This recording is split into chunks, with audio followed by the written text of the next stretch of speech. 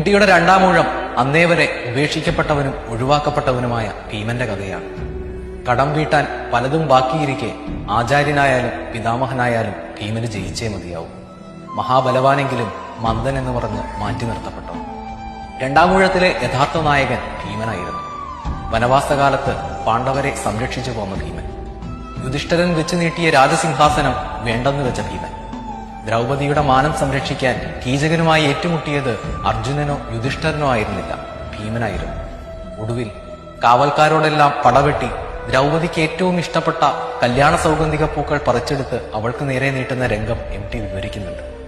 ഞാൻ ഒരു പിടി പൂക്കൾ പറിച്ചെടുത്തു. എന്നിട്ട് നകുലന്റെ പരിഹാസഭാവം അവഗണിച്ച് ദ്രൗപദിക്ക് നേരെ നീട്ടി. അവൾ പൊയ്കയുടെ മനോഹരിത ആസ്വദിക്കുമെന്നും എന്തെങ്കിലുമൊക്കെ പറയുമെന്നും ഞാൻ കരുതി.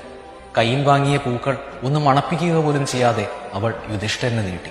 ശേഷം വഴിക്കൊരിടത്ത് ഉപേക്ഷിക്കപ്പെട്ട നിലയിൽ ഒരു പിടി സൗഗന്ധിക പൂക്കൾ തണ്ടുകളോടുകൂടി കിടക്കുന്നത് ഞാൻ കണ്ടു. നഷ്ടപ്പെട്ട സൗഗന്ധികങ്ങളെ ഇതിലും മനോഹരമായി എങ്ങനെയാണ് അടയാളപ്പെടുത്താനാവുക?